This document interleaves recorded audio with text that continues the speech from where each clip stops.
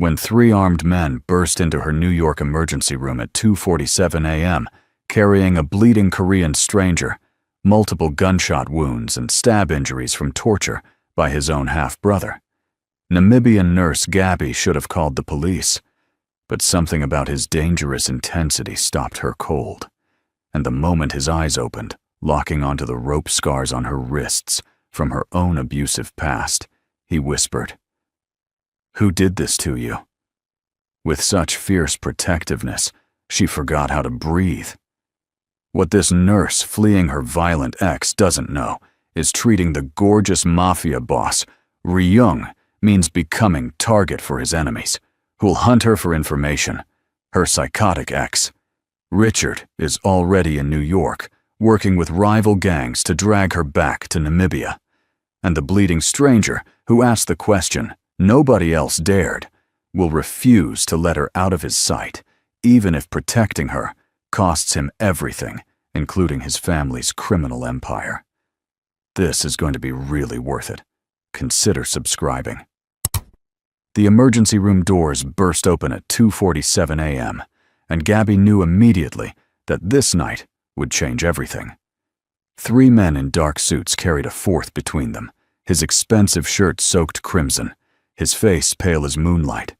Blood dripped onto the pristine hospital floor, leaving a trail that security would scrub for hours.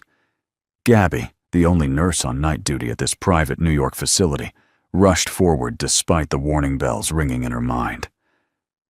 "Gunshot wound, multiple stab injuries," the tallest man barked, his accent thick and foreign. Korean, Gabby recognized from her years working in the city's diverse neighborhoods. "You fix him. Now." She should have called the police. Protocol demanded it. But something about the injured man's face stopped her cold. Even unconscious, even bleeding, he possessed an intensity that filled the room like smoke. His features were sharp, beautiful in a dangerous way, and when his eyes fluttered open for just a moment, they held depths of pain that had nothing to do with his wounds. "Get him to room 4, Gabby commanded, her Namibian accent softening the English words. She had learned long ago that hesitation killed people. Her hands moved with practiced efficiency, cutting away his ruined shirt, assessing the damage. 2 bullet wounds, neither fatal if treated quickly. Multiple knife cuts, defensive wounds on his forearms, and bruises that painted a story of torture across his ribs. The three men hovered like hungry wolves, hands inside their jackets, where Gabby knew guns waited. She ignored them, focused entirely on her patient. Her dark fingers worked quickly, removing bullets, cleaning wounds, stitching torn flesh with steady precision. Years of nursing in Windhoek before coming to America had prepared her for trauma, but nothing prepared her for the way the man's eyes opened fully and locked onto hers.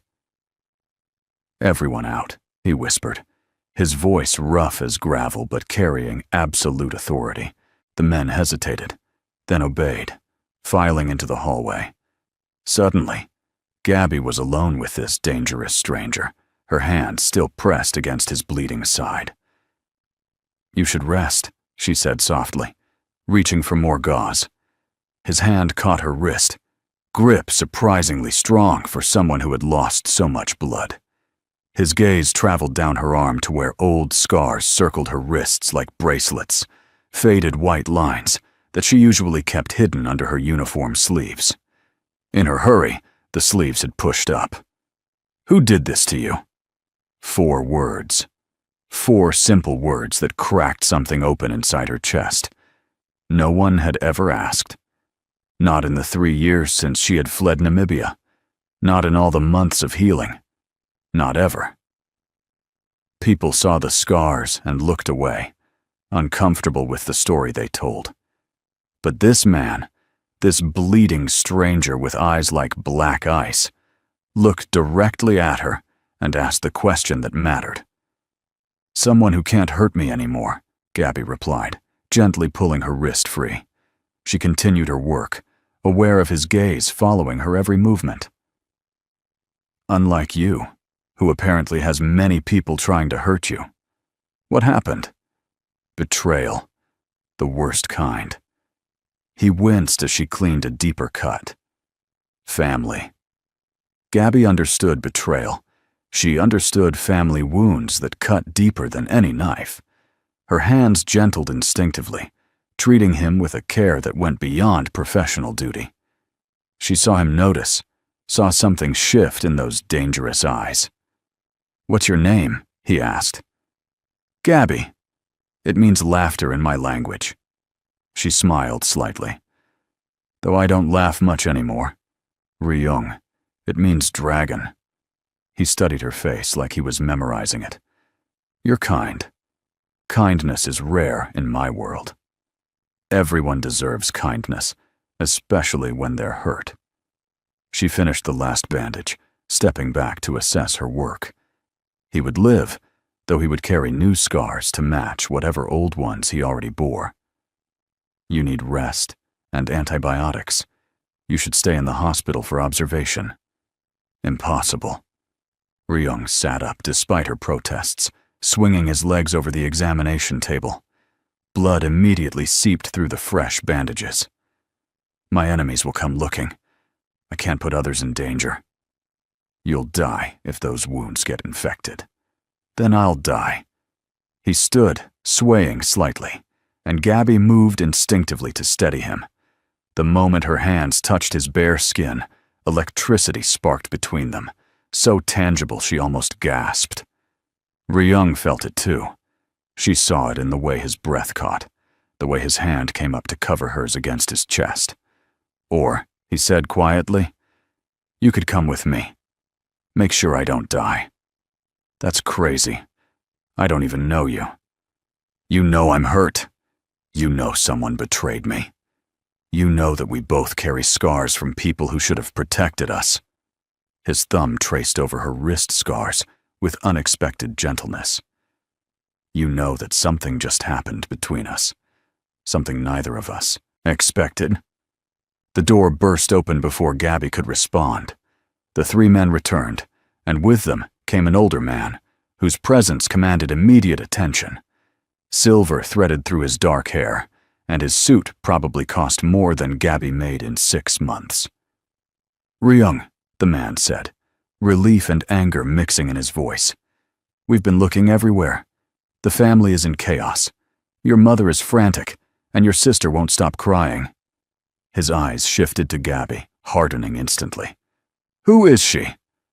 "The woman who saved my life," Ryung's voice carried a warning. "Tae-min, meet Gabby. Gabby, this is my oldest friend, and my head of security." Tae-min bowed slightly, but suspicion remained in his expression. "We need to leave. Now. The Jade Serpents will have men searching every hospital in the city." "She comes with us," Ryung stated flatly. "What?" "No." Gabby stepped back, shaking her head. "I have a job, a life. I can't just leave because you decided. You treated me. You saw my face, heard my voice. You know my name." Ryung's expression hardened into something that reminded her he was more than just an injured man. He was something darker, something dangerous. "My enemies are thorough. They'll find out you helped me, and they'll come for you, either for information or for revenge." Fear crawled up Gabby's spine. "You're trying to scare me." "I'm trying to save your life." He moved closer, ignoring Tae-min's impatient shuffling. "I don't want your blood on my conscience. Come with me, just for a few days. Until this situation resolves. I'll have my people protect you, and you can make sure I don't die from infection. After everything settles, you can return to your life. I promise." Gabby looked into his eyes and saw genuine concern beneath the command.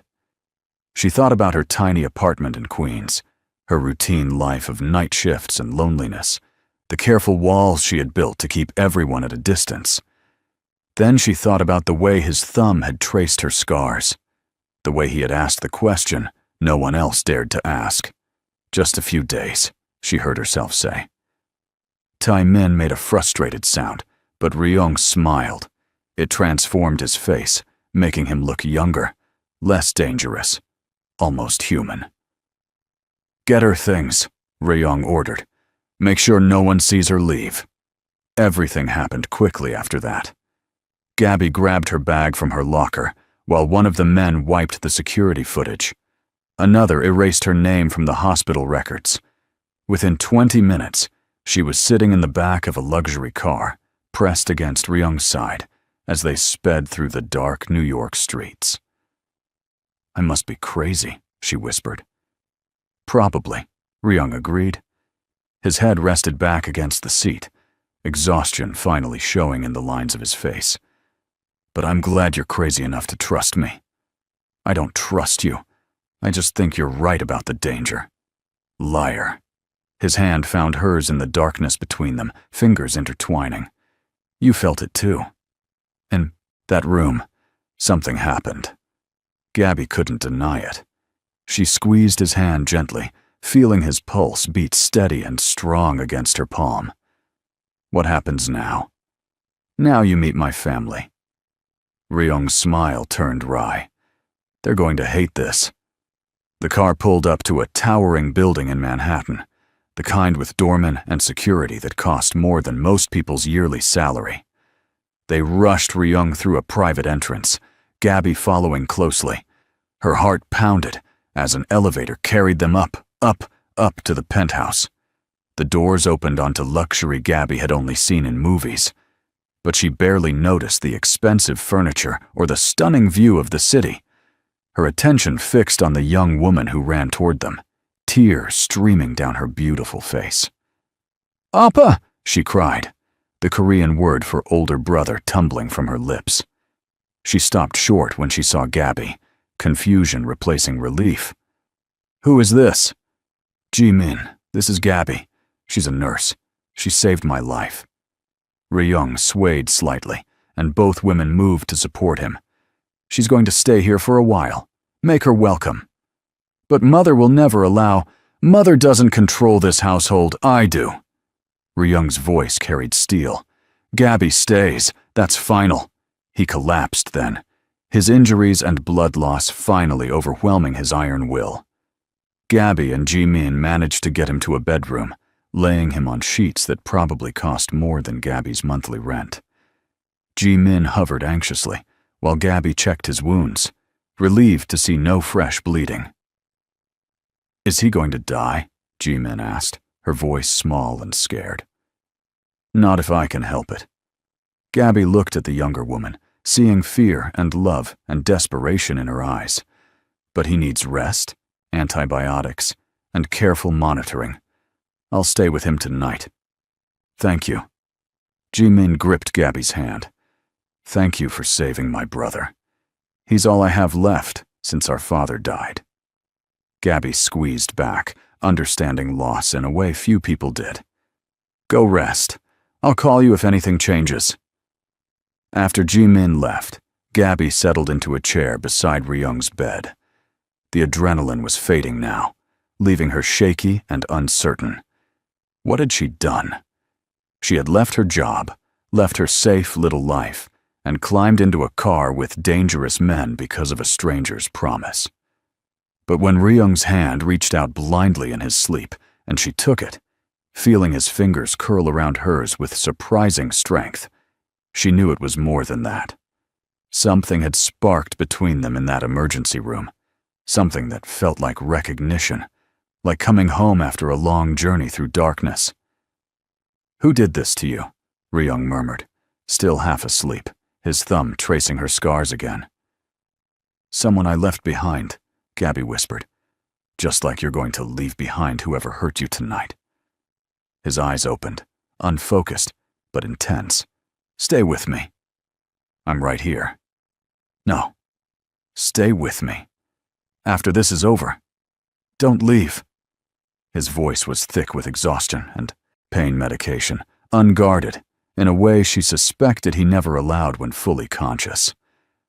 "Something about you makes the darkness feel less dark." Gabby's throat tightened. "Sleep, Ryung.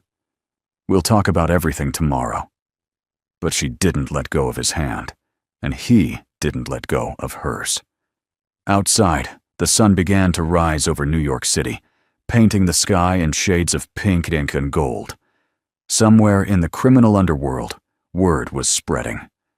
Ryung had survived. Someone had betrayed him, tortured him, tried to kill him. And by morning, every man involved in that betrayal would fear for his life, because Ryung's revenge was legendary.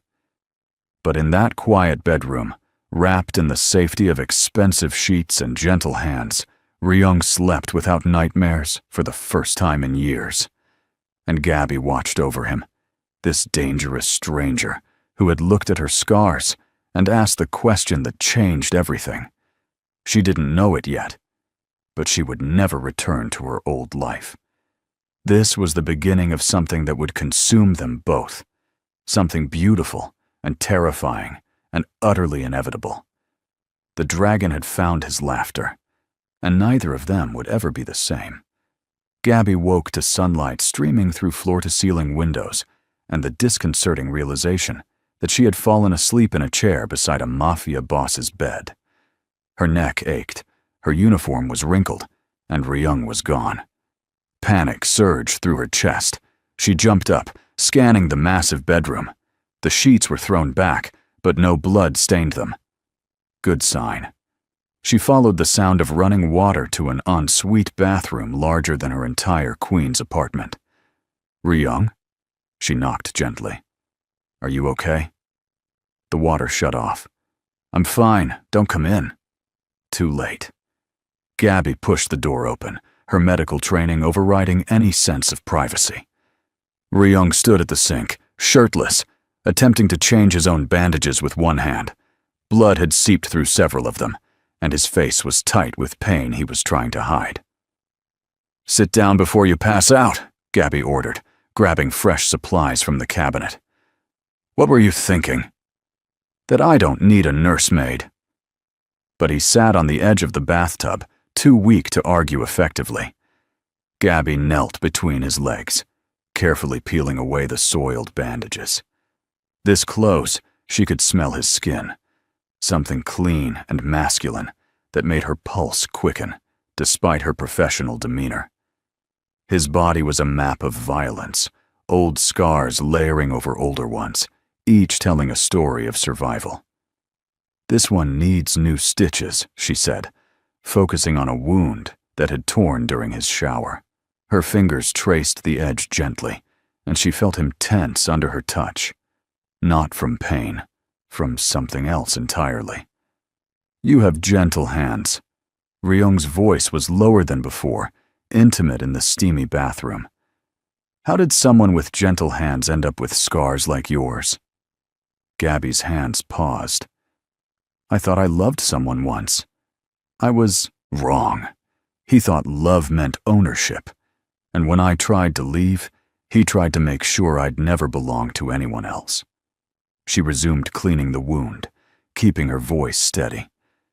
The scars on my wrists were from the ropes. He kept me locked in his house for 3 days before my sister found me. Ryung's hand came up to cup her face, tilting it until she met his eyes. Fury burned there, cold and deadly. Tell me his name. Why? So you can add him to your list of enemies? She tried to smile, but it wobbled. He's in Namibia. I'm here. That's punishment enough for him. No. Ryung's thumb stroked her cheekbone. It's not. No one who hurts you gets to walk free in this world. The intensity in his gaze made breathing difficult. Gabby forced herself to focus, applying new bandages with hands that trembled slightly. You barely know me. Yesterday, I was just a nurse doing my job.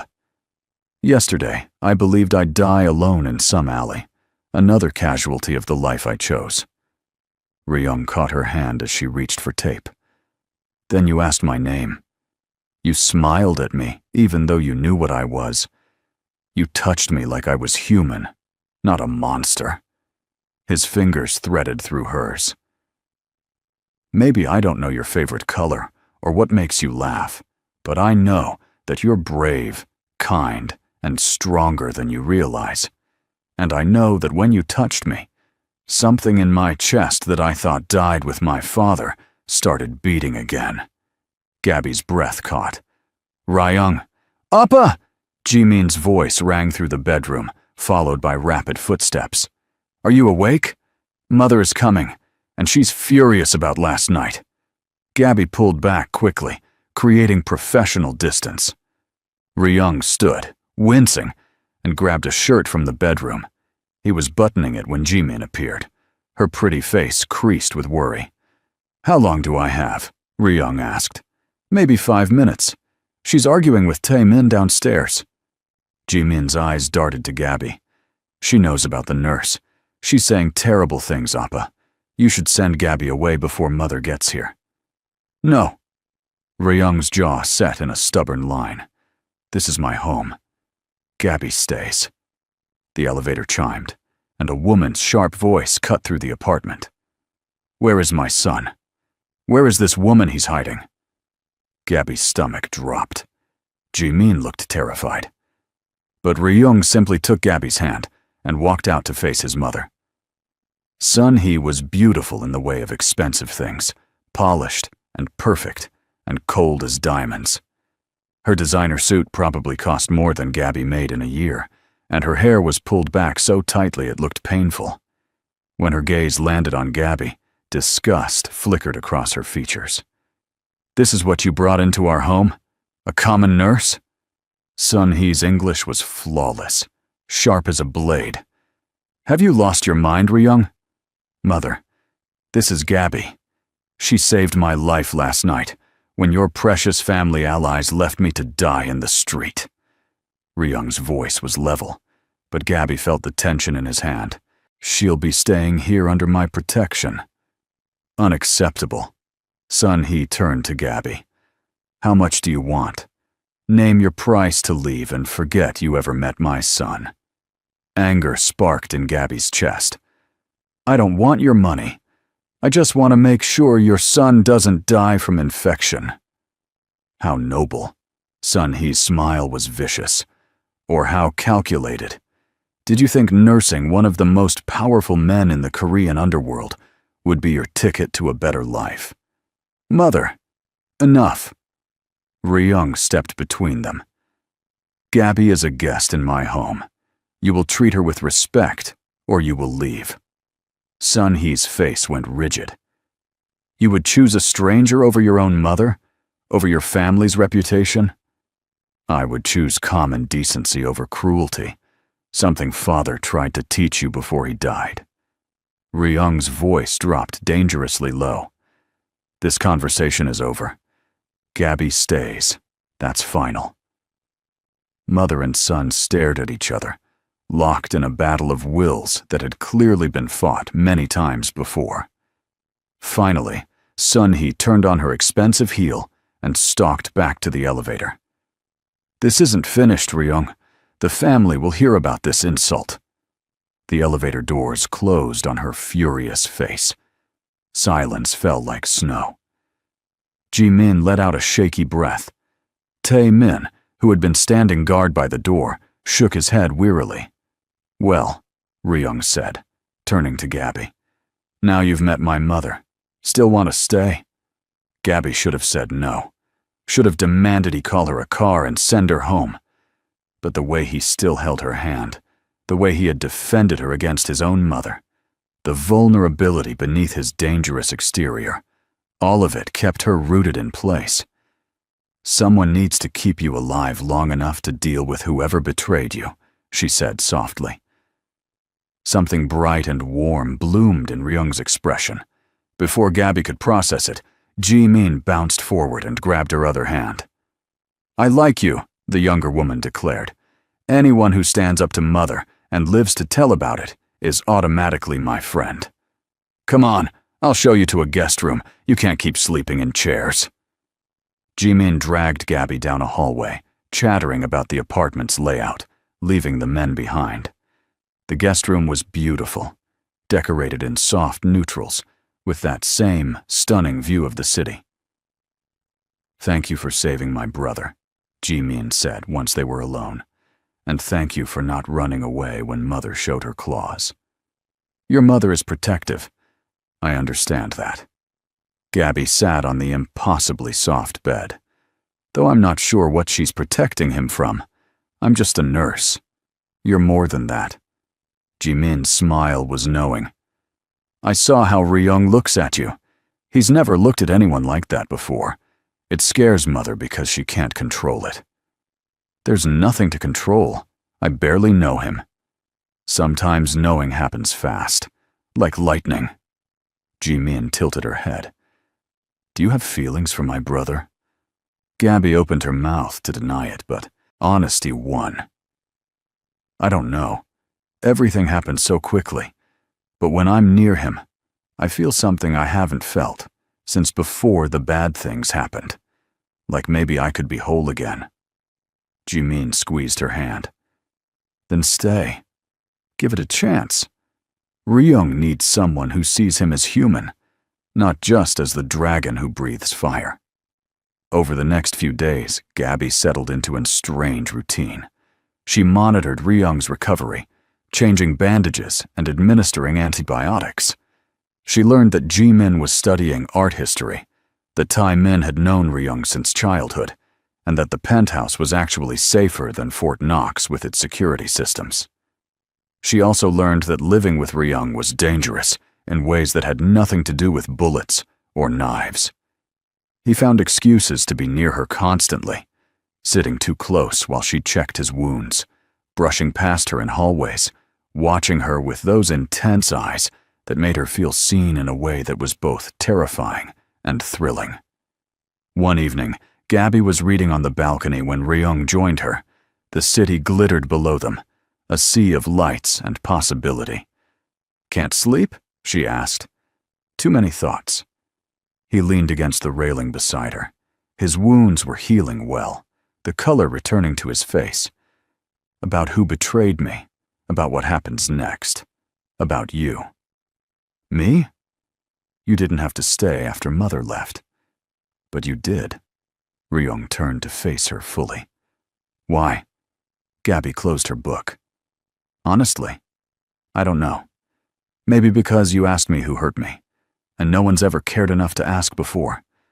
Maybe because, despite everything scary about you, I feel safer here than I've felt anywhere since I left Namibia.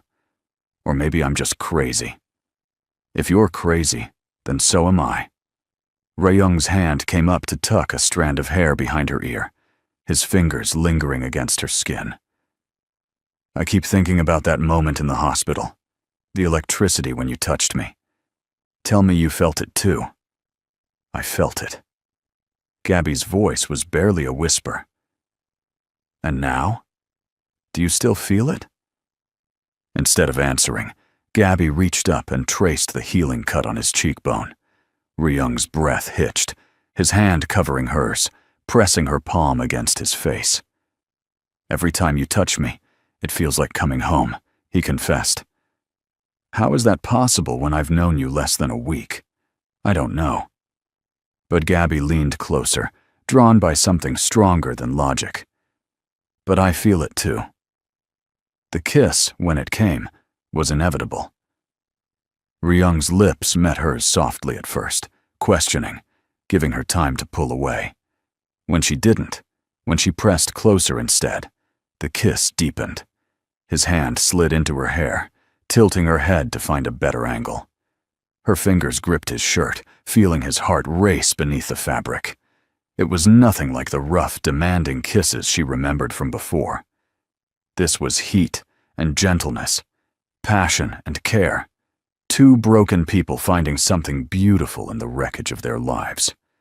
When they finally pulled apart, both breathing hard, Ryung rested his forehead against hers.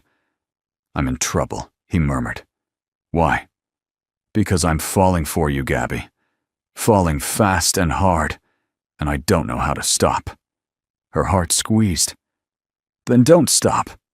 Fall with me. They kissed again, and this time there was no hesitation, no holding back. Ryung pulled her closer, and Gabby melted against him, feeling alive for the first time in years. A sharp cough interrupted them.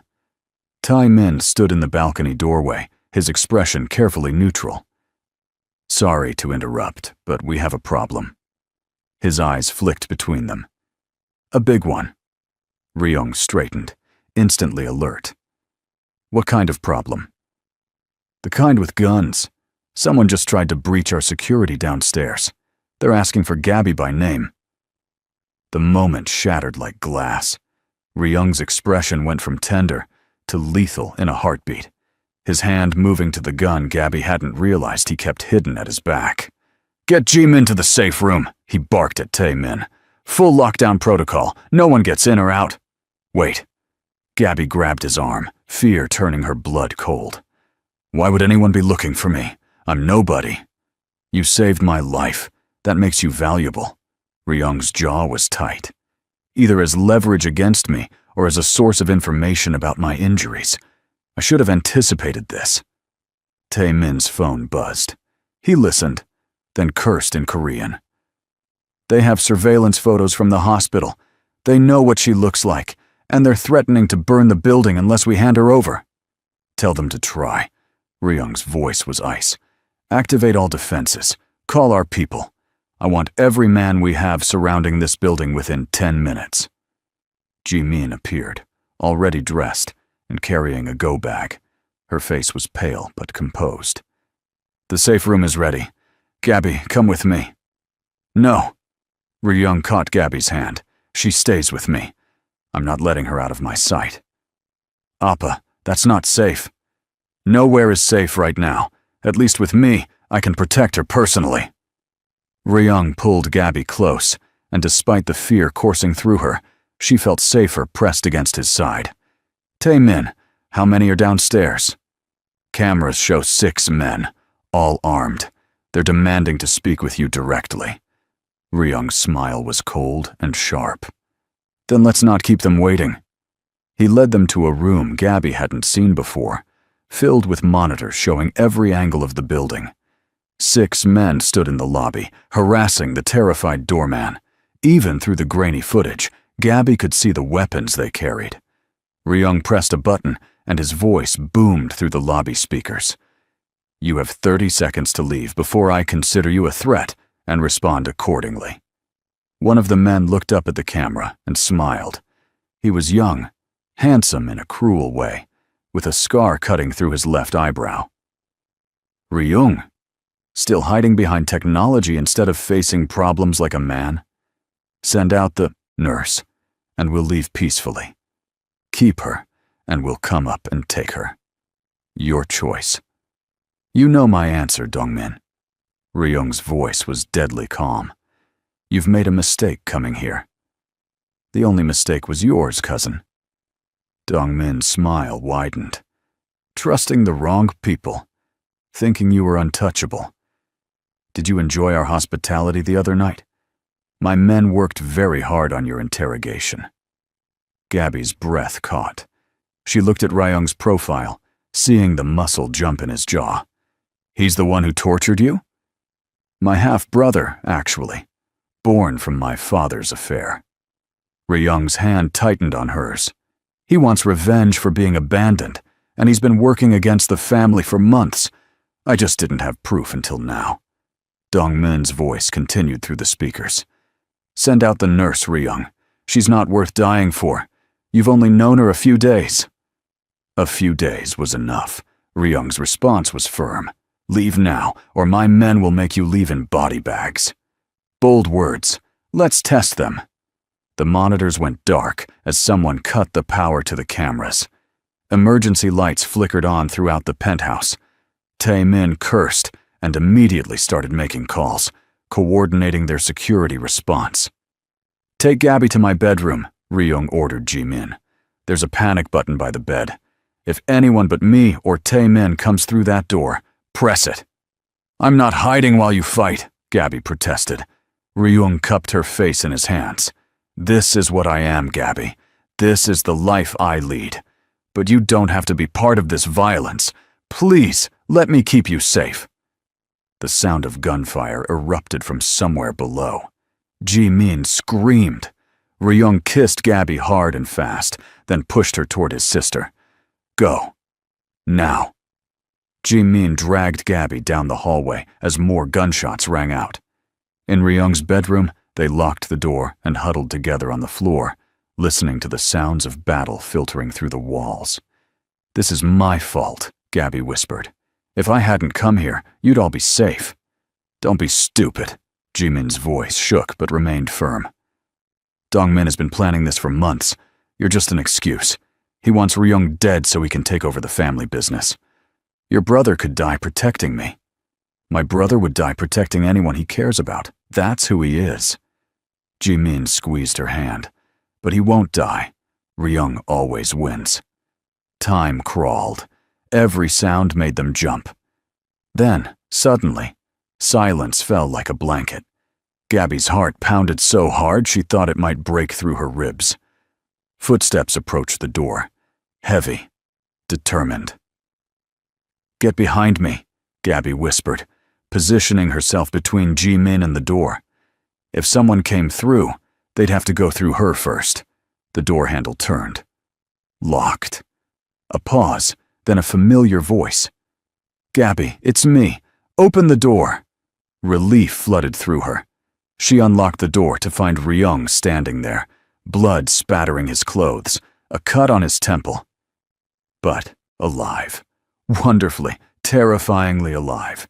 Gabby threw herself into his arms. He caught her, holding her tight against his chest. "You're okay," she breathed into his neck. "You're okay. Did you doubt me?" His voice rumbled in his chest, warm and alive. "Yes, absolutely. Never do that again." She pulled back to examine his face. The cut was superficial, but he'd definitely been in a fight. "Are you hurt anywhere else?" "I'm fine. They're gone. We captured 2, killed 1, the rest ran." Ryung's hands framed her face. "But we need to leave. Now. Dongmin will be back with more men. This penthouse is compromised." Within minutes, they were packed and moving. Tai Min had arranged for a convoy of vehicles to take them to a safe house outside the city. Gabby found herself pressed between Ryung and Jimin in the back of an armored car, racing through the night-dark streets. "Where are we going?" she asked. "A house in the Catskills. Remote. Defensible. Dongmin won't find us there." Ryung's arm was around her shoulders, holding her close. "I'm sorry, Gabby. This isn't the life I wanted to show you." "Stop apologizing for who you are." She leaned into his warmth. "You warned me. I chose to stay." "Crazy woman," he murmured, but there was affection in his voice. The safe house turned out to be a beautiful cabin surrounded by trees, isolated and peaceful. Inside, it was smaller than the penthouse, but well-equipped and comfortable. Tai Min immediately began setting up security perimeters, while Jimin claimed a bedroom and disappeared. That left Gabby and Ryung alone in the main living area, the adrenaline of the attack slowly fading into something else, something electric and inevitable. "I should check your wounds," Gabby said softly. "I should shower first. I'm covered in blood." "Then I'll wait." Ryung's eyes darkened. "Or you could join me. Make sure I don't miss any injuries." Heat flooded Gabby's cheeks. "That's not very professional." "I don't want professional. Not from you. Not anymore." He stepped closer, backing her against the wall. "I almost lost you tonight. Almost watched them take you away from me. Do you know what that did to me? Tell me." Her voice came out breathless. "It made me realize that I don't want to waste time pretending I don't feel what I feel." His hands braced on either side of her head, caging her in. "I want you, Gabby. I've wanted you since you touched me in that hospital and made me feel human again. And unless I'm completely wrong, you want me too." She should deny it, should maintain boundaries, should remember all the reasons this was complicated and dangerous and too fast. Instead, she reached up and pulled him down into a kiss. This kiss was different from the one on the balcony. This was need and desperation, relief and desire all tangled together. Ryung's hand slid into her hair, angling her head to deepen the kiss. Gabby's fingers gripped his shirt, then slid beneath it to feel the warm skin underneath. He groaned against her mouth, the sound sending shivers down her spine. When his lips left hers to trail kisses down her neck, she gasped, her head falling back against the wall. "Tell me to stop," Ryung murmured against her skin. "Tell me this is too fast, and I will." "Don't stop." Her fingers tangled in his hair. "Don't you dare stop." He pulled back just enough to meet her eyes. "Are you sure? Because once we cross this line, there's no going back. You'll be mine, and I'll be yours, and nothing will change that." "I'm sure." She had never been more sure of anything in her life. Ryung swept her into his arms and carried her to his bedroom, kicking the door closed behind them. He laid her gently on the bed, following her down, his weight pressing her into the mattress. They took their time, learning each other through touch and taste, and whispered words. Ryung's hands trembled as he unbuttoned her shirt, his eyes dark with want, but filled with something softer too. Reverence. Wonder. "You're beautiful," he breathed, tracing the curve of her shoulder. "Every inch of you." When his fingers found her wrist scars, he pressed kisses to each one, eroding old pain with new tenderness. Gabby's eyes burned with unexpected tears. "No one's ever made me feel precious before," she whispered. "Then they were fools." He kissed her again, deep and slow. "You're the most precious thing in my world now." Their clothes fell away piece by piece, revealing skin and scars and stories written on their bodies. When they finally came together, it was with a gentleness that made Gabby's heart ache. Ryung moved slowly, carefully, watching her face for any sign of discomfort. "Okay?" he asked, his voice strained with the effort of control. "More than okay." She pulled him closer, feeling complete in a way she never had before. "Perfect." They moved together, finding a rhythm that felt ancient and new all at once. Pleasure built slowly, sweetly, until Gabby felt like she might shatter from the intensity of it. When release came, it crashed over them both, leaving them breathless and tangled together. Afterward, Ryung held her close, his heart beating steady beneath her ear. His fingers traced lazy patterns on her back. "No regrets?" he asked quietly. "None." She pressed a kiss to his chest. "You?" "Only that I didn't meet you sooner, that I wasted years being alone when I could have been searching for you." Gabby lifted her head to look at him. "We found each other when we were meant to. Maybe we both needed to survive our individual darkness before we could find light together." Ryung's smile was soft, real, nothing like the cold masks he wore for the world. "When did you become so wise?" "When I fell for a dragon and lived to tell about it." They made love again as dawn painted the sky, slower this time, savoring every touch and kiss. When they finally fell asleep, wrapped in each other's arms, Gabby felt safer than she had in years. But safety was an illusion. In the city, they'd left behind, Dong Min was planning his next move, and this time, he wouldn't be satisfied with just Gabby. He wanted everything Ryung had, including his life. 3 days of peace followed that first night together. 3 days where Gabby and Ryung existed in a bubble, learning each other's bodies and hearts with equal intensity. They cooked together in the cabin's small kitchen, took walks through the surrounding forest, and spent long nights tangled in sheets, sharing whispered secrets and gentle touches. Ji-min teased them mercilessly about the constant touching, the way they gravitated toward each other like magnets. Tai-min remained professionally neutral, though Gabby caught him smiling once or twice when he thought no one was looking. On the 4th morning, everything shattered. Gabby woke to an empty bed and the sound of raised voices from the living room. She pulled on Ryung's shirt and padded barefoot to investigate. Ryung stood shirtless in the center of the room, his phone pressed to his ear, his expression murderous. Tae-min hovered nearby, looking grim. "What's wrong?" Gabby asked. Ryung ended the call and turned to her. The tenderness she'd grown used to seeing in his eyes was buried under cold fury. "Dongmin has Jimin." The world tilted. "What?" "She's here. She's sleeping in her room." "Check," Ryung said flatly. Gabby ran. Jimin's room was empty, the bed made, a note pinned to the pillow. Gabby's hands shook as she read it. "Brother, you have something I want. Let's make a trade. The nurse for your sister. You have until sunset to decide. Come alone to the old warehouse district. You know which one." Gabby's legs gave out.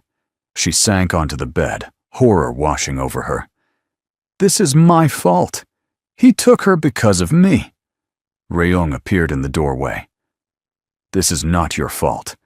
This is Dongmin being the monster he's always been." He pulled her to her feet, his hand surprisingly gentle despite the violence radiating from every line of his body.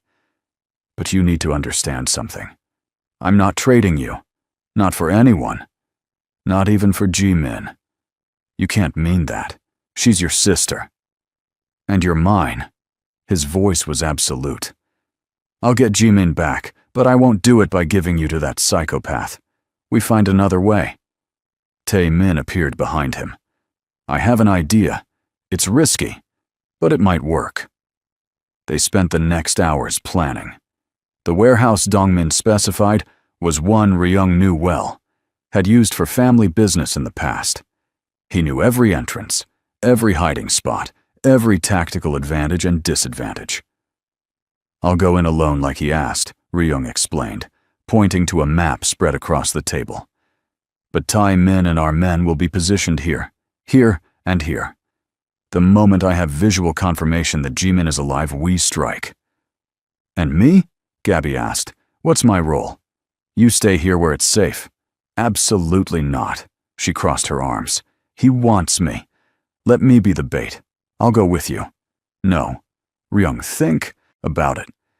If he sees me with you, he'll believe you're actually making the trade. It'll buy you time. Keep him off guard. It also puts you directly in danger. I'm already in danger. We all are. Gabby moved closer, taking his hands. "Let me help.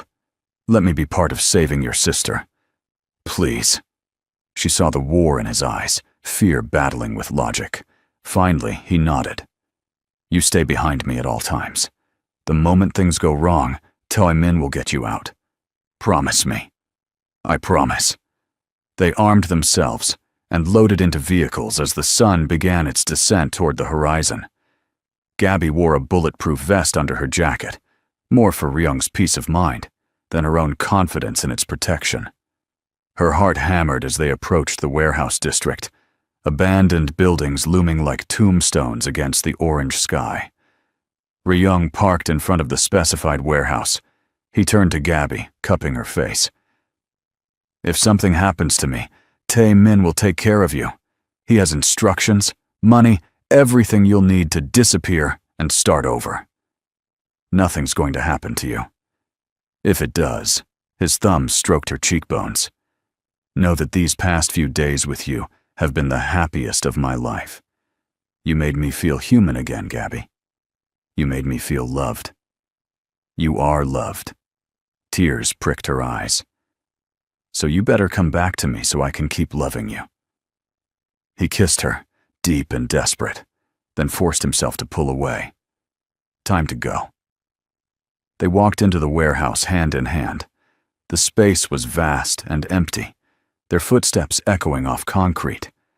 Shadows gathered in corners, and Gabby's skin prickled with the sensation of being watched. "Ryung!" Dongmin's voice echoed from somewhere above. "You actually came, and you brought the nurse. How touching." Lights blazed on, temporarily blinding them. When Gabby's vision cleared, she saw Dongmin standing on a catwalk with Jimin beside him, a gun pressed to her temple. The younger woman's face was bruised, tears streaming down her cheeks. Let her go, Ryung called up. You have what you want. Not quite. Dongmin's smile was vicious. You see, I've been thinking. Why settle for the nurse when I can have so much more? The nurse, your sister, your life, and your entire operation. Why not take it all? That wasn't the deal. I'm changing the deal. Dongmin shoved Jimin to her knees. Here's what's going to happen. You're going to kneel, put your hands behind your head, and let my men tie you up. Then I'm going to kill you in front of both these women. After that, I'll decide whether they live or die based on how entertaining I find their begging. You're insane, Gabby breathed. No, just thorough. Dongmin's eyes locked on hers. Did he tell you about me? About how his father had an affair with my mother, then abandoned us both? How I grew up in poverty while he lived in luxury? How I had to claw my way into this family, only to always be treated as less than? As the bastard son who didn't deserve the name. That's not my fault, Ryung said. I didn't even know you existed until you were 16. But you did nothing to help me once you knew. You watched father give you everything while I got scraps. You smiled at family dinners while I served the food. Dongmin's face twisted with old rage. Well, now I'm taking what should have been mine from the start. You're taking nothing. Ryung's voice was cold as winter. Because you made one critical mistake. What's that? You assumed I'd come alone. Gunfire erupted from every direction. Tae-min and their men poured into the warehouse, engaging Dongmin's forces. Chaos exploded around them. Ryung shoved Gabby behind a concrete pillar. Stay down. But Gabby couldn't hide. Not while Jimin was up on that catwalk with a madman. She watched Dongmin drag the younger woman toward a back exit, using her as a shield. Without thinking, Gabby ran. She dodged through the firefight, ignoring Ryung's shout behind her, and found the stairs to the catwalk. Her nursing training kicked in, focusing her mind despite the terror. She just had to reach Jimin. She burst onto the catwalk to find Dongmin backing toward a door, Jimin struggling in his grip. Let her go, Gabby shouted. Dongmin's gun swung toward her. Stupid woman, you should have stayed hidden. Probably. But I'm tired of hiding from men who think they can hurt people and get away with it. Gabby's voice steadied. You want to know who did this to me? She held up her scarred wrists. A man just like you. A man who thought he owned me. But I survived him, and I'll survive you too. Big words for someone about to die. His finger tightened on the trigger. A gunshot rang out, but the pain Gabby expected never came. Instead, Dongmin staggered, blood blooming on his shoulder. He dropped Jimin, who scrambled away. Ryung stood at the other end of the catwalk, his gun still raised. You should have taken the deal when you had the chance, brother. Dongmin laughed, even as blood poured from his wound. Brother? We were never brothers. We were rivals from the moment I learned who I really was. And this isn't over, Ryung. Even if you kill me, the seed of doubt is planted. How many others in the family resent you? How many are waiting for their chance? I'll deal with them when they come. Ryung moved closer, his gun never wavering. Right now, I'm dealing with you. The fight that followed was brutal. Despite his injury, Dongmin was skilled and desperate. They grappled on the catwalk, the metal shuddering beneath their weight. Gabby grabbed Jimin and pulled her to safety, watching in horror as the two men fought. Below, the firefight had ended. Tae-min's voice called up. Boss! Status? Secure the perimeter! Ryung shouted back, then grunted as Dongmin landed a punch to his still-healing ribs. The catwalk groaned ominously. A bolt popped loose. Ryung, get off there! Gabby screamed. It's going to collapse! Ryung threw a diotompo, final punch that sent Dongmin sprawling, then turned to run. But his half-brother grabbed his ankle, dragging him back. If I die, you die with me, Dongmin snarled. The catwalk gave way with a shriek of tearing metal. Both men plunged toward the concrete below. "No!" Gabby's scream tore from her throat. But Ryung caught the edge of the remaining catwalk, his hand clamped around the metal railing. Below him, Dong Min dangled from Ryung's ankle, laughing like a madman. "Drop me, and you fall too," Dong Min called up. "Or hold on, and we both die when your strength gives out. Choose, brother." Gabby didn't think. She ran to the edge and grabbed Ryung's arm, adding her strength to his. "I've got you. I've got you." Tae Min appeared beside her, then Jimin, both grabbing on to help pull Ryung up. "Ryung, kick him off," Tae Min ordered. "He's going to pull you down." For a long moment, Ryung stared down at his half-brother. Then he reached down with his free hand. "Grab on," he said. Dong Min blinked. "What?" "Grab my hand. I'm not letting you die." "Why?" Genuine confusion crossed Dong Min's face. "Because father would want me to try. Because despite everything, we share blood. Because maybe if I'd tried harder when we were younger, we wouldn't be here now." Ryung's voice strained with effort. "Take my hand, Dong Min. Choose to live." For a heartbeat, Gabby thought he might actually take it. She saw something flicker in Dong Min's eyes, something almost human. Then he smiled, sad and final. "Some of us don't deserve second chances, brother." He let go. The sound of his body hitting the concrete below would haunt Gabby's nightmares for months. Together, they hauled Ryung back onto solid ground. He collapsed on the catwalk, breathing hard, staring at the place where his half-brother had fallen. "You tried to save him," Gabby said softly, kneeling beside him. "It wasn't enough." Ryung's voice was hollow. "It's never enough." Jimin threw herself into her brother's arms, sobbing. He held her, but his eyes remained distant. Lost in thoughts Gabby couldn't read. The warehouse was secured, the threat eliminated. But victory tasted like ashes. On the drive back to the safe house, Ryung held Gabby close but didn't speak. She didn't push. Some griefs needed silence. It wasn't until they were alone in their room, the house quiet around them, that he finally broke. "I keep wondering if I could have changed things," he whispered. "If I'd been kinder when we were young. If I'd shared more, fought for him to be treated equally. You can't save people who don't want to be saved." Gabby took his face in her hands. "He made his choices, Ryung. All you can do is make yours." "I choose you." His arms wrapped around her desperately. "I choose this. Whatever life we can build together, I choose it all." They made love slowly that night, healing each other with gentle touches and whispered promises. And when Gabby fell asleep in Ryung's arms, she dreamed not of falling, bodies and gunfire, but of futures and forevers. Morning brought Sun-hee. Gabby woke to find Ryung's side of the bed empty and the sound of his mother's sharp voice cutting through the house.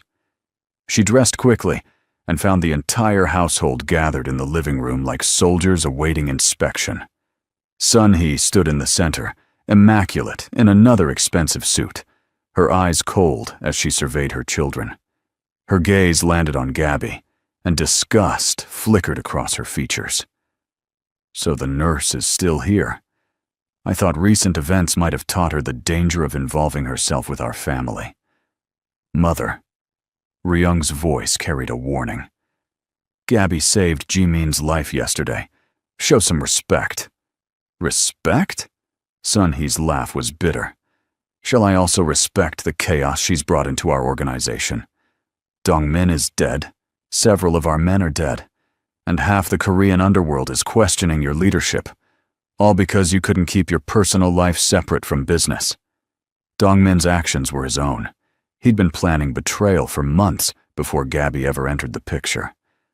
But his hatred focused when he saw you had something precious to lose.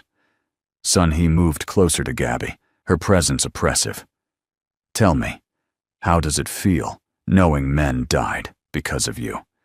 That Ryung's half-brother, is dead because you couldn't stay away. The words hit like physical blows. Gabby had been thinking the same things all night, but hearing them spoken aloud made them more real, more painful. That's enough, Ryung stepped between them. You don't get to blame her for Dongmin's choices or for the violence that's been part of this family long before she arrived. I can blame her for distracting you at a critical time. Sun Hee's eyes blazed. The family needs strength now, unity. What they see instead is their leader obsessed with a woman he's known less than 2 weeks. How does that look to our allies? To our enemies? I don't care how it looks. Then you're a fool. Sun Hee turned to address the room. I've called a family meeting for tonight. The elders will vote on Ryung's continued leadership. If they find him unfit, someone else will take his place. Ji-min gasped. You can't be serious. Appa just eliminated a major threat to the family. He also exposed vulnerabilities we can't afford. Sun Hee's gaze returned to Gabby.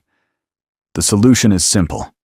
He ends this inappropriate relationship, agrees to marry Sun-ya from the Park family, as arranged, and focuses on business, or he loses everything. The silence that followed was suffocating. Gabby felt her heart crack. She looked at Ryung, saw the war in his expression, the weight of impossible choices. I'll make this easy for you, Gabby said quietly. She pulled off the delicate necklace Ryung had given her just days ago and placed it on the table. I'll leave. Today. You won't have to choose between your family and me. Gabby, no. Ryung reached for her, but she stepped back. Your mother is right about one thing. I've brought chaos into your life. You need to focus on keeping your family safe, your position secure. Her voice shook, but she forced the words out. What we had was beautiful, but it was also fast and intense, and maybe not built for reality. Don't do this, Ryung's eyes pleaded with her. Don't let her win. I'm not letting anyone win. I'm being practical. She blinked back tears. You're a leader, Ryung. Your people need you. And I'm just a nurse from Namibia who got caught up in something bigger than herself. She turned and walked to the bedroom before anyone could stop her. Her hands shook as she packed her few belongings. This was the right choice, the smart choice. Ryung had responsibilities, a legacy, people depending on him. She was a complication he didn't need. Ji-min burst into the room, her face wet with tears. Don't leave. Please don't leave. Ryung loves you. Sometimes love isn't enough. Gabby zipped her bag. Your family needs him more than I do. That's not true. He needs you. I've never seen him happy until you came along. He'll find happiness again, with someone appropriate, someone his mother approves of, someone who doesn't love him the way you do. Ji-min grabbed her hand. Please, Gabby, don't give up on him. But Gabby had already given up.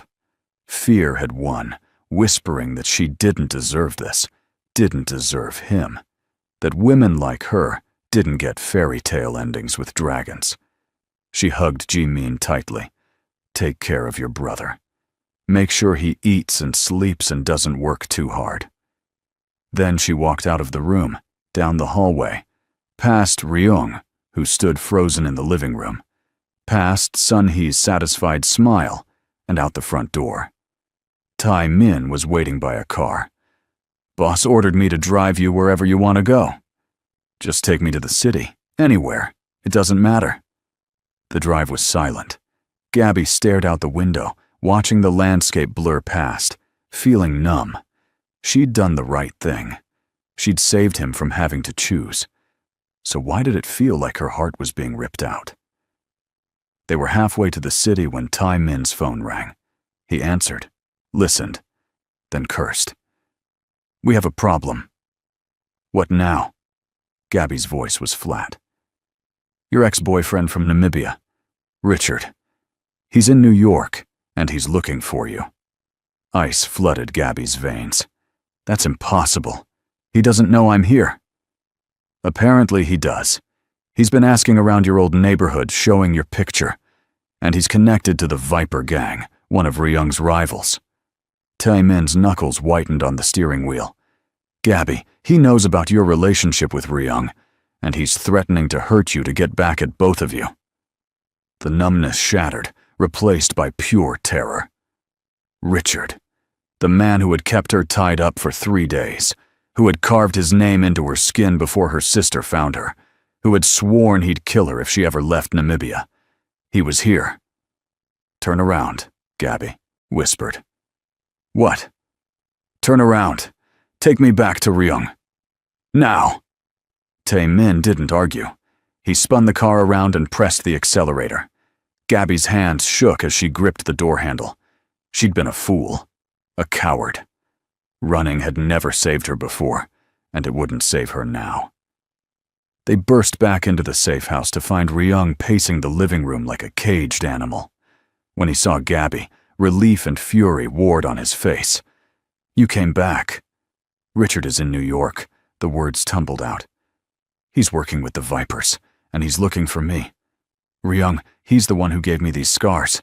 He kept me locked up. He's dangerous and obsessed, and if he finds me, he'll kill me. Ryung crossed the room in 3 strides and pulled her into his arms. No one is touching you. Ever again. You don't understand. He's not like Dong-min. He's not interested in money or power. He just wants to own me, and he'll burn down everything to do it. Let him try. Ryung's voice was steel. I've already lost one woman I love to fear and duty. I'm not losing another. Sun-hee made a disgusted sound. This is exactly what I was talking about. More complications, more danger, all because of her. Enough, Ryung spun on his mother. I've spent my whole life trying to be the son you and father wanted, making sacrifices, following rules, putting the family first. But Gabby is my family now too, and I will protect her with everything I have. If the elders want to vote me out, let them try. But I'm done choosing between my duty and my heart. Ji-min started clapping. Finally! I've been waiting for you to tell Mother off for years. This is not a joke, Ji-min. Sun-hee's voice was icy. No, it's not. It's my brother finally choosing happiness over obligation. Ji-min moved to stand beside Ryung, and I support him completely. Tae-min cleared his throat. We should focus on the immediate threat. Richard is connected, dangerous, and knows where to find Gabby. We need a plan. Agreed.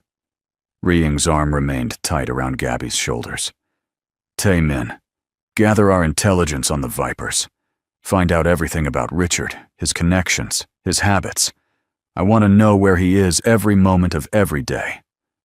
Already on it, boss. Sun-hee watched this all unfold with barely contained fury. You're making a mistake, Ryung. The family meeting is still happening tonight, and I won't hold back my opinions about your judgment. Do what you need to do, Mother. So will I. She left in a storm of expensive perfume and cold rage. The moment the door closed, Ryung turned to Gabby. No more running. No more sacrificing yourself for what you think I need. We face this together. Or not at all. Gabby nodded, tears finally falling. I'm sorry. I was scared. I thought leaving would protect you. The only thing that protects me is having you beside me. He wiped her tears gently. Richard, the family meeting, whatever comes next, we handle it together. Agreed? Agreed. He kissed her, then, tender and claiming all at once. When they pulled apart, Ji-min was grinning. Does this mean we can plan a wedding? Because I have ideas. One crisis at a time, sister. But Ryung was smiling too, the first genuine smile since Dong-min's death. That afternoon, Tae-min returned with intel.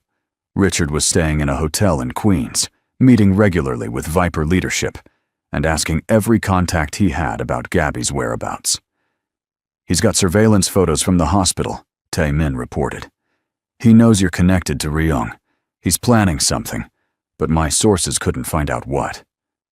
Then we find him first. Ryung studied the files.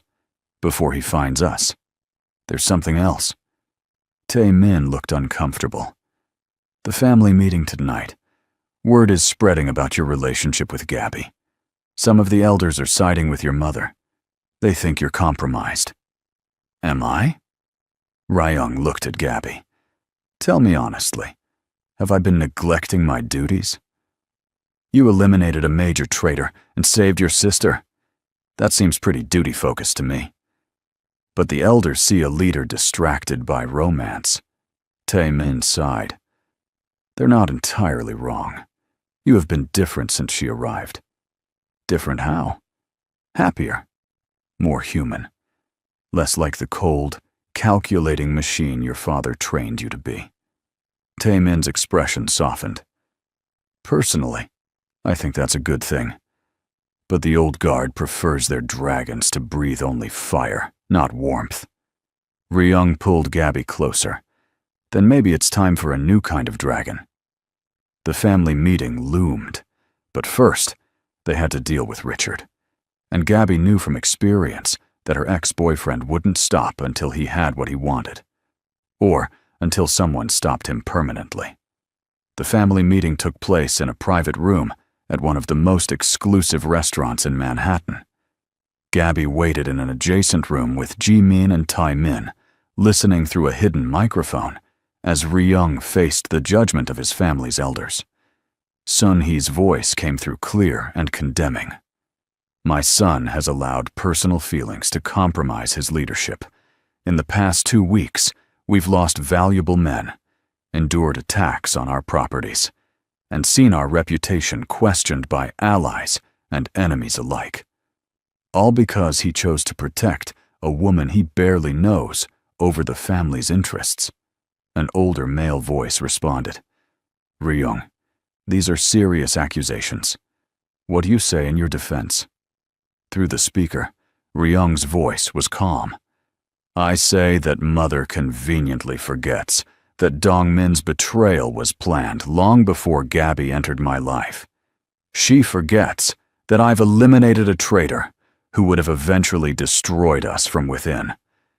She forgets that loyalty works both ways, and a leader who abandons those under his protection is no leader at all. Protecting a random nurse is not the same as protecting family, Sun-hee snapped. Gabby is family now, and I won't apologize for choosing to build something with her while still fulfilling my duties to this organization. Another elder spoke, her voice sharp. We understand attachment, Ryung, but your mother raises valid concerns. Your father would have never let personal feelings interfere with family business. My father was a great man, but he was also cold and distant. He built an empire, yes, but he died alone, killed by enemies who felt no loyalty to him. Is that the legacy we want to continue? Silence followed. Gabby gripped Jimin's hand, her heart pounding. What are you proposing? The first elder asked. I'm proposing we evolve, that we build an organization based on loyalty and respect, not just fear and tradition. That we allow our people to be human while still being strong. Ryung's voice gained intensity. I will continue to lead with the same dedication Father taught me, but I will also honor the part of me that he suppressed, the part that wants connection and love and something beyond just power. Pretty words, Sun-hee said coldly, but actions matter more. How do you plan to handle the Richard situation? This ex-boyfriend, who's threatening the woman you claim to love? I plan to eliminate the threat permanently, just as I eliminated Dongmin. And if doing so starts a war with the Vipers, then we go to war. We don't negotiate with men who threaten our people. The elders murmured among themselves. Finally, the oldest voice spoke. We will vote. Those in favor of Sun-hee's proposal to replace Ryung as head of the family. Gabby held her breath, one hand raised, then another. 3 total. Those in favor of Ryung continuing as head of the family. Relief flooded through her as 5 hands rose. The vote is decided. Ryung remains as leader, but we will be watching closely. Don't make us regret this decision. Sun Hee's fury was palpable even through the speaker. She stormed out of the meeting room moments later, not even glancing at where Gabby waited. The elders filed out more slowly, some nodding respectfully to Ryung, others keeping their expressions neutral. When Ryung finally emerged, Gabby threw herself into his arms. "You won," she breathed against his neck. "We won." He held her tight. "And now, I have the family's backing to deal with Richard however I see fit." But before they could move on Richard, he moved on them. The attack came at dawn. Gabby woke to the sound of breaking glass and gunfire. Ryung was already moving, grabbing his gun from the nightstand and pushing her toward the panic room. "Ji-min!" she shouted, remembering the younger woman sleeping down the hall. "Tae-min will get her. Go." But Gabby couldn't hide, not when people she cared about were in danger. She grabbed a heavy lamp and followed Ryung into the hallway. The safe house was under full assault. Men in black tactical gear poured through broken windows. Tae-min was pinned down near Ji-min's room, returning fire desperately. Then Gabby saw him. Richard stood in the middle of the chaos like a conductor leading an orchestra of violence. He was taller than she remembered, more muscular, his handsome face twisted with obsession. "There you are, my love," he called out when he spotted her. His accent was thicker than before, his English rougher. "Did you miss me?" "Get away from her," Ryung snarled, positioning himself between them. Richard smiled. "So this is the dragon who thinks he can keep what's mine. Gabby, I've been looking everywhere for you. 3 years you made me wait. 3 years I dreamed about finding you. And here you are, playing house with some Korean gangster. I was never yours, Richard. I left because you're a monster." "I'm a monster?"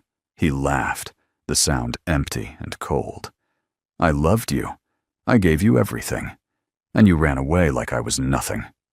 You beat me. You locked me up. You carved your name into my skin." Gabby's voice shook with old trauma and new rage. "That's not love. That's ownership." "Same thing." Richard pulled out a knife, the blade catching the light. "But I'm willing to forgive you if you come home with me now. We'll go back to Namibia, get married like we planned, and forget this whole mistake." The only mistake was not running sooner. Richard's expression darkened. Wrong answer. He lunged forward, but Ryung was faster. They collided in a fury of fists and fury. More of Richard's men poured in. Tae-min shouted for backup. Ji-min appeared with a gun, her hands shaking but her aim steady. The safe house became a war zone. Gabby found herself back to back with Ji-min, both of them firing at attackers neither had trained to fight. Her nursing background meant she understood anatomy well enough to aim for non-lethal but incapacitating targets. Each shot felt surreal, like she was watching someone else pull the trigger. "I've got your back!" Ji-min shouted over the chaos. "And I've got yours!" Across the room, Ryung and Richard fought with savage intensity. Richard was skilled, his knife slashing dangerously close. But Ryung was fighting for more than just survival. He was fighting for Gabby's future, for the life they were trying to build together. When Richard's knife finally drew blood, slicing across Ryung's shoulder, something in Gabby snapped. She grabbed the gun from a fallen attacker and fired. The bullet caught Richard in the leg. He went down with a scream of rage and pain. Gabby walked toward him, the gun steady in her hands despite her shaking insides. She stood over the man who had haunted her nightmares for 3 years and felt the fear drain away. "You don't own me," she said clearly. "You never did, and you never will." Richard stared up at her, blood seeping from his leg, and for the first time, she saw fear in his eyes. Gabby, please. I love you.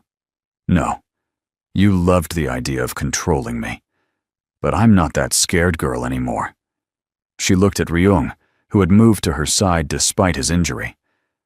I found someone who sees me as an equal, who asks instead of demands, who protects without imprisoning. And that's what real love looks like. Sirens wailed in the distance. Tai Min had called in both their own reinforcements, and surprisingly, the police. Richard's remaining men fled. Richard struggled to stand, but Ryung pressed a foot to his chest, keeping him down. You have two choices. You leave New York tonight and never come back. Or I let the police have you, and you spend the next 20 years in prison for assault, kidnapping, and attempted murder. Choose. I choose her, Richard snarled. I'll always choose her. That's not one of your options. Ryung's voice was ice. Gabby, what do you want me to do with him? This was it. The moment to choose mercy or revenge. Gabby looked at the man who had terrorized her, who had made her afraid to trust anyone, who had nearly broken her completely. I want him to face justice, real justice. Let the police take him. Ryung nodded and signaled to Tai Min, who called in the authorities. When the police arrived, they found a scene of obvious home invasion and self-defense. Richard was taken away in handcuffs, still screaming Gabby's name. She watched the police car drive away and felt a weight lift from her shoulders.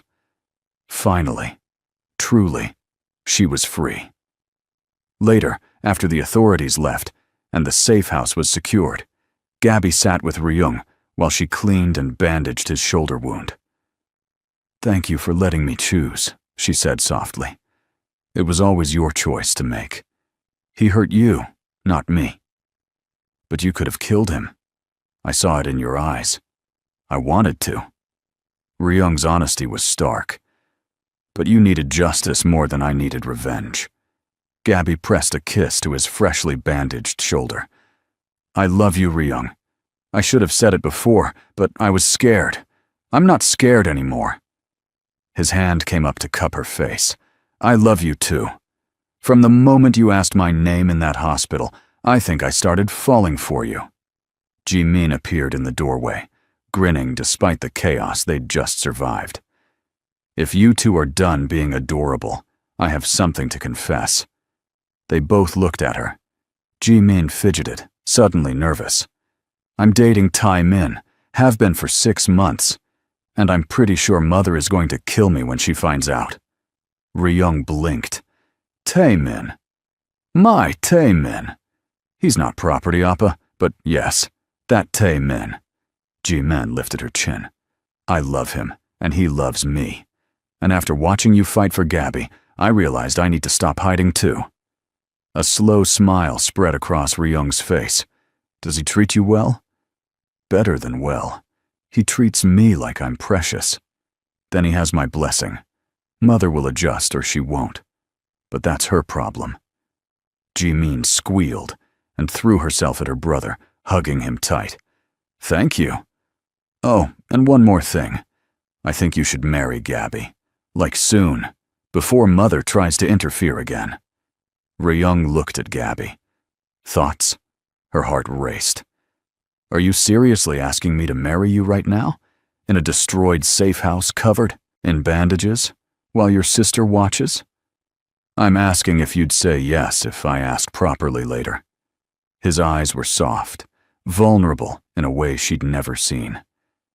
Because I want forever with you, Gabby. I want to wake up beside you every morning and fall asleep holding you every night. I want to build a life that's more than just survival. Tears pricked Gabby's eyes. Then ask me properly later, and I'll say yes. He pulled her into a kiss that tasted like promises and new beginnings. When they finally pulled apart, Jimin was crying happy tears. I'm going to plan the most beautiful wedding, she declared. Oh, and Tae-min and I can have a double wedding. One thing at a time, sister. But Gabby was already imagining it. A dress. Flowers. Ryung waiting at the end of an aisle, looking at her like she was his whole world. a future she never thought she'd have. 2 weeks later, after the safe house was repaired and security upgraded, Ryung took Gabby to the park where they'd once walked hand in hand. The sun was setting, painting everything gold and rose. He got down on one knee, pulling out a ring that sparkled with quiet elegance. "Gabby, you asked me once who hurt me. The truth is, life hurt me. Violence and duty and loneliness hurt me. But then you came along and healed wounds I didn't know I had. You make me want to be better, softer, more human. Will you marry me? Will you be my wife, my partner, my forever?" Through happy tears, Gabby nodded. Yes, 1,000 times yes. He slid the ring onto her finger and stood to kiss her as the sun dipped below the horizon. Around them, the city hummed with life and possibility. They were getting married, building a future, choosing love over fear. And nothing, not family politics, or old enemies, or painful pasts, would ever tear them apart again. Wedding planning became Gabby's unexpected refuge, while Ryung dealt with consolidating his power and tracking down the last of Dongmin's co-conspirators. She and Jimin spent hours selecting flowers, tasting cakes, and debating color schemes. It felt surreal and wonderful, like playing at being normal. But normal was a luxury they couldn't quite afford. The warning came from an unexpected source. Sun-hee appeared at the safe house one afternoon, her expression unreadable as she requested to speak with Gabby alone. "I won't pretend to like you," Sun-hee began without preamble. "But I've watched my son these past weeks.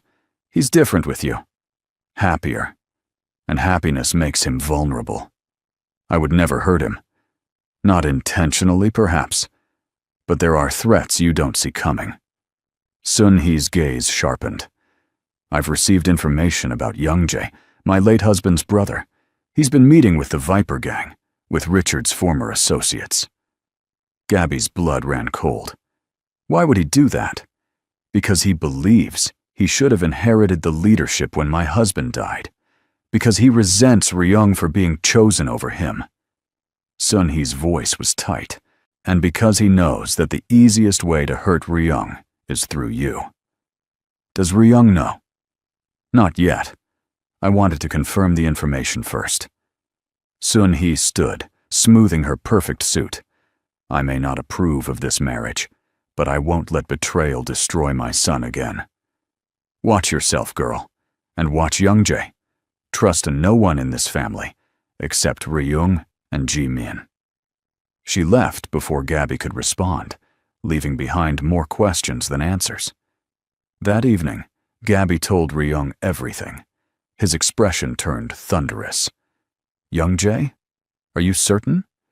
"That's what your mother said." She seemed genuinely concerned. Ryung paced the room like a caged animal. "He's been Father's advisor for 20 years. He helped raise me after Father died. If he's betrayed us—" He couldn't finish the sentence. Tae-min entered with his laptop. "Boss, I've been digging into Young-jae's finances like you asked. There are payments coming from shell companies linked to the Vipers, large payments, going back months. Before or after Dongmin's death? Before. Way before." Tae-min's expression was grim. "I think Young-jae might have been the one feeding Dongmin information. He might have been the real mastermind behind the betrayal." The realization hit like a physical blow. Ryung sank into a chair, his face pale. He was Father's brother. Family. "Family isn't always blood," Gabby said softly, kneeling beside him. "Sometimes it's the people who choose to stand beside you. And sometimes blood relatives are the worst enemies. We need proof before we move against him." Ryung's voice hardened. "Concrete proof that he can't deny." Over the next week, they gathered evidence. Tae-min traced money transfers, recorded phone calls, and documented secret meetings.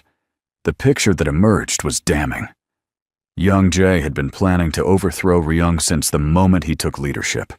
He'd helped arrange Dongmin's attack, provided information about security weaknesses, and even tried to poison the elders against Ryung during the family meeting. But he'd made one critical mistake. He'd gotten greedy. The Vipers had promised him control of the family business in exchange for helping them eliminate Ryung. Young Jae had believed them. We confront him tonight, Ryung decided. At the family warehouse. Neutral ground, witnesses, no room for him to run or hide. The warehouse was the same one where Dongmin had fallen. Gabby felt ghosts watching as they gathered, the family's inner circle surrounding Young Jae like wolves circling prey. Young Jae maintained his composure even as evidence was presented. This is obviously fabricated. Someone is trying to turn the family against me. The evidence is real, Uncle. Ryung's voice was cold. Bank transfers, recorded conversations, testimony from Viper members who flipped for immunity. You've been working against this family for months, maybe years. I was working to save it. Young Jae's mask finally cracked. From you. From your weakness. Your father would be ashamed to see what you've become. Soft, distracted, choosing love over power.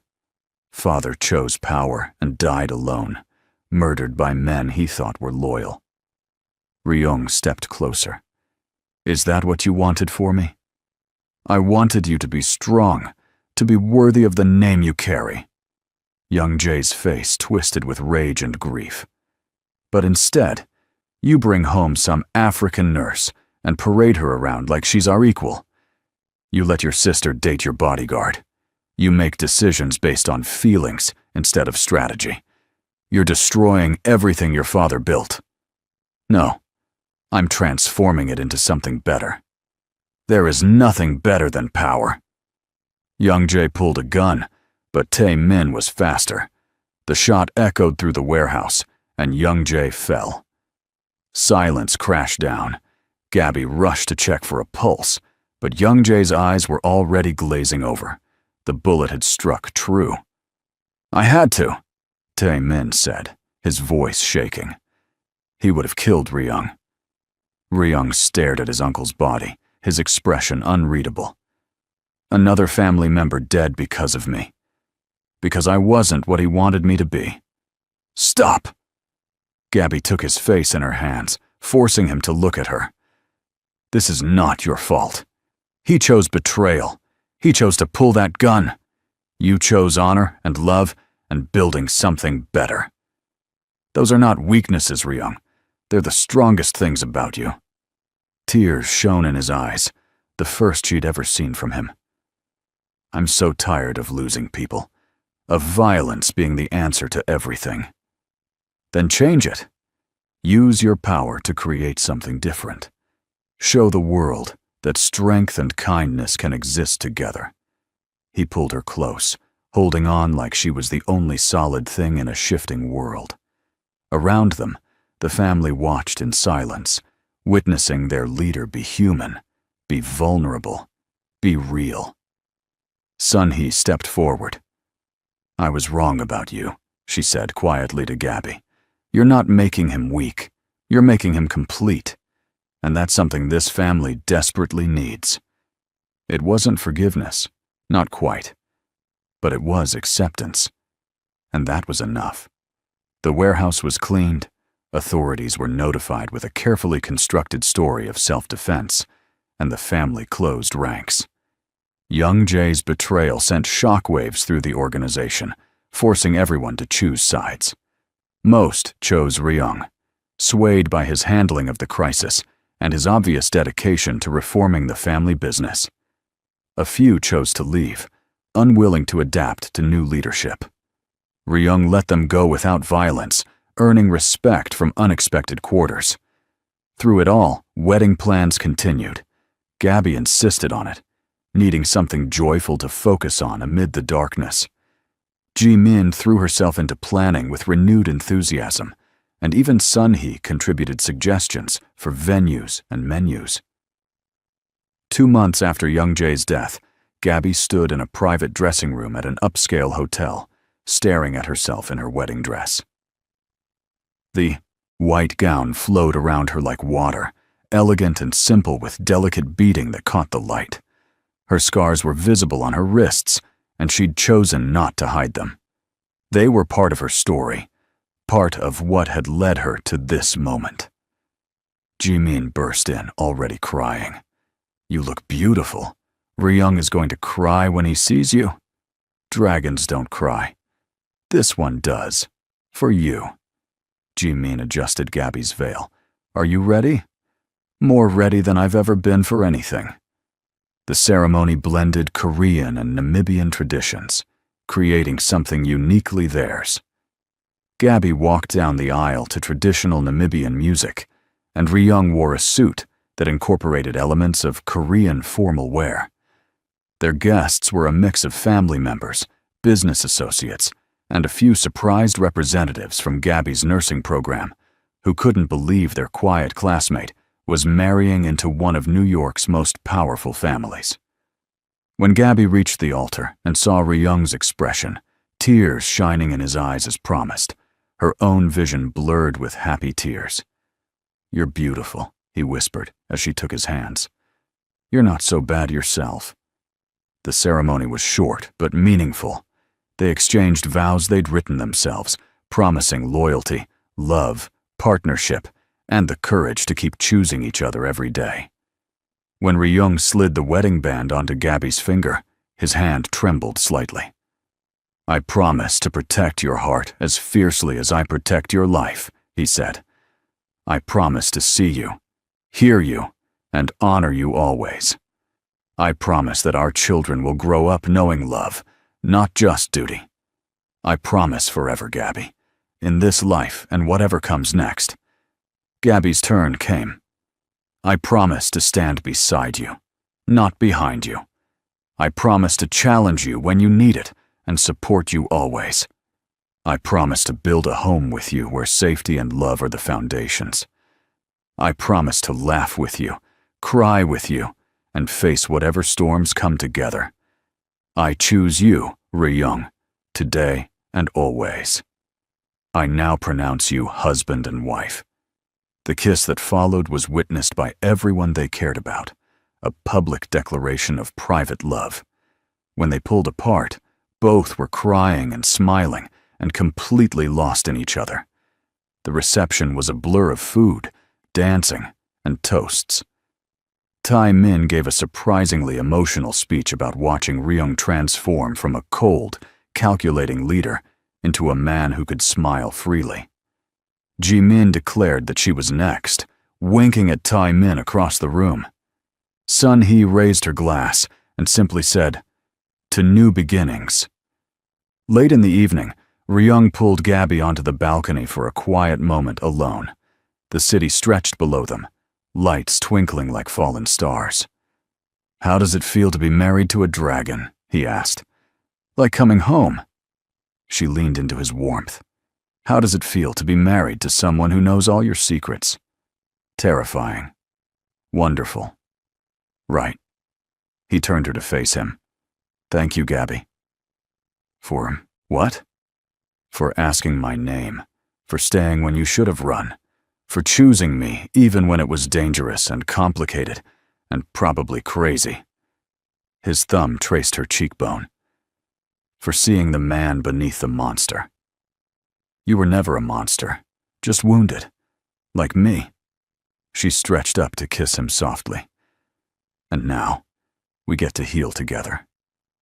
They made love that night in their honeymoon suite, with a tenderness that spoke of commitment and forever. Every touch was a promise, every kiss a vow renewed. When they finally fell asleep tangled together, Gabby felt complete in a way she'd never imagined possible. The girl who had been locked up and scared was gone. In her place was a woman who had fought for her happiness and won. And the dragon who breathed only fire had learned to breathe warmth too, melting the ice around his own heart. Together, they were unstoppable.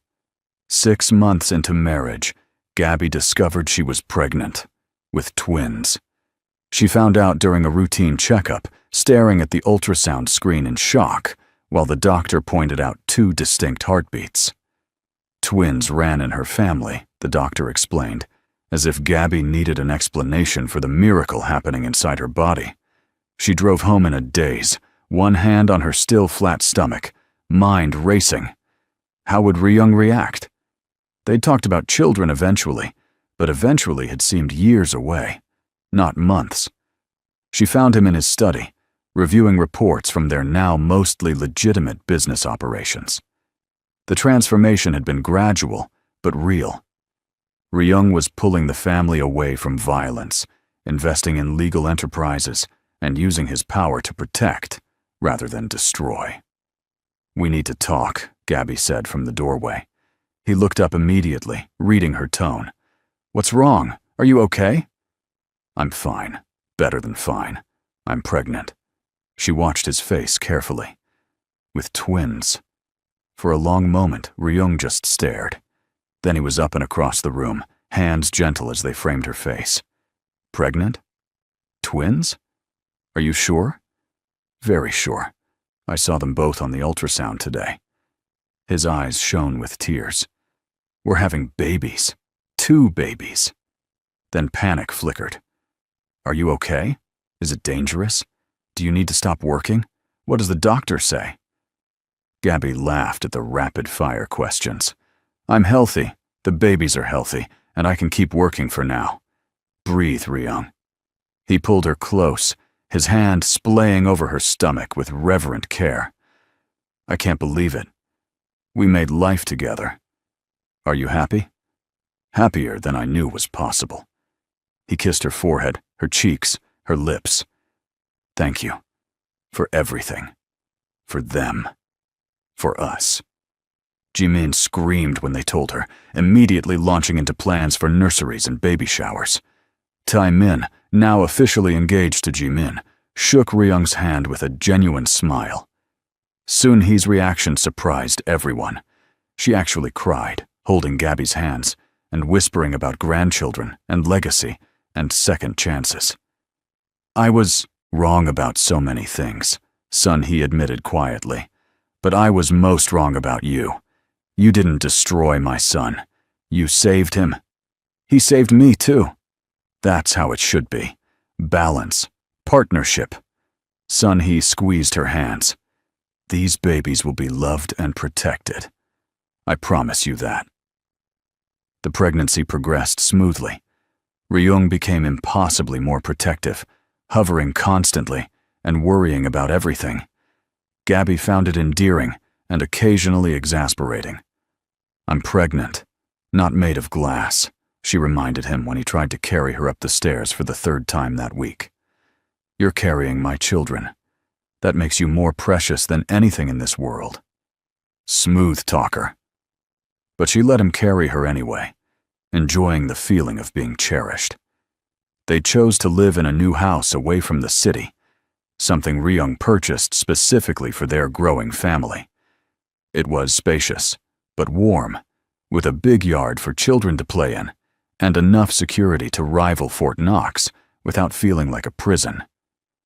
Gabby decorated the nursery in soft yellows and greens, avoiding pink or blue until they knew the babies' genders. Jimin contributed handmade mobiles. Sun-hee provided a collection of Korean children's books. Tae-min installed a state-of-the-art security system that could probably protect the president. At 20 weeks, they found out they were having a girl and a boy. Ryung cried openly in the doctor's office, squeezing Gabby's hand and staring at the screen like he was witnessing magic. "A son and a daughter," he breathed. "How did I get this lucky?" "We got lucky, both of us." Naming the twins became a project. They wanted names that honored both Gabby's Namibian heritage and Ryung's Korean background, without being too complicated. "How about Jimin for the girl if it's okay with your sister?" Gabby suggested one evening, lying in bed with Ryung's hand on her growing belly. "Not exactly, but something close. Like Jisoo." "Jisoo is beautiful. And for our son? Something strong, something that means new beginning or hope." They settled on Jisoo for their daughter and Tao for their son, the Namibian name meaning lion. Jisoo Sun and Tao Ryung would be their full names, bridging cultures and families. The babies kicked constantly, little flutter that grew into definite movements. Ryung spent hours with his hands on Gabby's belly, talking to his children, telling them stories about their mother's bravery, and promising to be the kind of father who led with love as much as strength. "They're lucky to have you," Gabby murmured one night. "I'm the lucky one. You three are my whole world now." At 30 weeks, complications arose. Gabby's blood pressure spiked, and the doctor ordered strict bed rest. Ryung took time away from work to stay with her, reading to her, feeding her, and generally driving her crazy with worry. "You need to go to the office sometimes," Gabby insisted. "The family business won't run itself." "Tae-min can handle it. You're more important. I'm fine. The babies are fine. And I love you, but you're hovering." He had the grace to look sheepish. "I can't help it. The thought of anything happening to you, or them." He couldn't finish the sentence. "Nothing's going to happen. We're tough, remember. We survived everything that came before. We'll survive this too." And they did. At 37 weeks, Gabby went into labor. It was fast and intense, her body determined to bring these babies into the world. Ryung held her hand through every contraction, whispering encouragement, and looking more terrified than she'd ever seen him face armed enemies. Jisoo arrived first, screaming her displeasure at the bright, cold world. She was tiny and perfect, with a thick head of dark hair and her father's intense eyes. Tao followed 20 minutes later, quieter but no less perfect, with his mother's features and his father's stubborn chin. When the nurses placed both babies on Gabby's chest, skin to skin, Ryung broke down completely. He knelt beside the bed, one hand on each tiny back, crying like his heart was too full to contain. "We made them," he whispered in awe. "They're real. They're here. They're ours." Gabby was crying too, overwhelmed by love so fierce it felt like it might consume her. Our family. The first weeks were exhausting and wonderful. Feedings every 2 hours, diaper changes, and the constant fear that they were doing everything wrong. But they learned together, supporting each other through the steep learning curve of new parenthood. Ji-min was a constant presence, helping with the babies and planning her own wedding to Tae-min. Sun-hee surprised everyone by being an incredibly hands-on grandmother, showing up with meals and sage advice about baby care. "You're doing well," Sun-hee told Gabby one afternoon, watching her nurse both babies at once. "Better than I did with my children. You make it look natural." "It doesn't feel natural. It feels like controlled chaos most of the time. That's parenting, but you're doing it with love, and that's what matters." Sun-hee's expression softened. "I was so focused on making Ryung strong that I forgot to make sure he felt loved. You won't make that mistake." "Neither will Ryung. He's an amazing father." And he was. Ryung took to fatherhood with the same intensity he brought to everything, learning baby care with dedication, waking for night feedings without complaint, and spending hours just staring at his children like they were miracles. When the twins were 3 months old, something unexpected happened. Dongmin's mother reached out. She was old, frail, and dying. She wanted to meet her grandnephew and grandniece before she passed. She wanted to apologize for her son's actions and to see the family he'd tried to destroy thriving despite his betrayal. Ryung was reluctant, but Gabby encouraged him. "She's not responsible for what he did, and maybe she needs closure as much as you do." They met in a neutral location, a quiet park where old Mrs. Lee sat bundled against the cold. When she saw the babies, she wept. "They're beautiful. So beautiful." She looked at Ryung with eyes full of old pain. "I'm sorry. For my son. For my own bitterness. I poisoned him with my anger about the past, and he became a monster because of it. He made his own choices, Ryung said, but his voice was gentle. Yes, but I could have taught him to make better ones. Instead, I taught him to hate. She reached out a trembling hand to touch Jisu's cheek. Don't let anger poison your children. Teach them to love, to forgive, to be better than we were.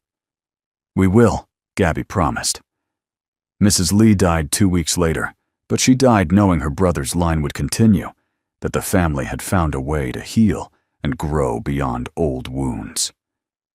As the twins approached their first birthday, Ryung and Gabby sat on their back porch, watching Jisu and Tao play in the grass. Both babies were walking now, stumbling around with the determined waddle of new explorers. Do you ever think about that night in the hospital? Gabby asked, leaning into Ryung's side. All the time. I think about how close I came to dying, how I almost never met you, never had this.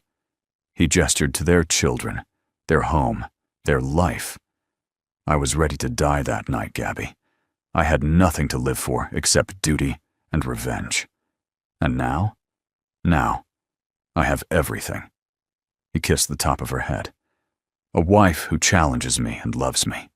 Children who make every day an adventure. A family that's healing from generations of pain. A purpose beyond just surviving. No regrets? Only that I didn't find you sooner. But maybe we found each other exactly when we were supposed to, when we were both ready to be saved. Tao toddled over, demanding to be picked up. Ryung scooped him up, and the boy immediately grabbed his father's nose. Jisu followed, reaching for Gabby, and soon they were all tangled together on the porch, laughing at nothing and everything. This was it. This was the happy ending Gabby never thought she'd have. Not perfect, because life was never perfect. But real. Rich. Full of love and hope and second chances. She'd been a nurse who saved a dying man in an emergency room. He'd been a criminal who asked a simple question that changed everything. Together, they'd built something beautiful from the wreckage of their pasts, a family, a home, a forever.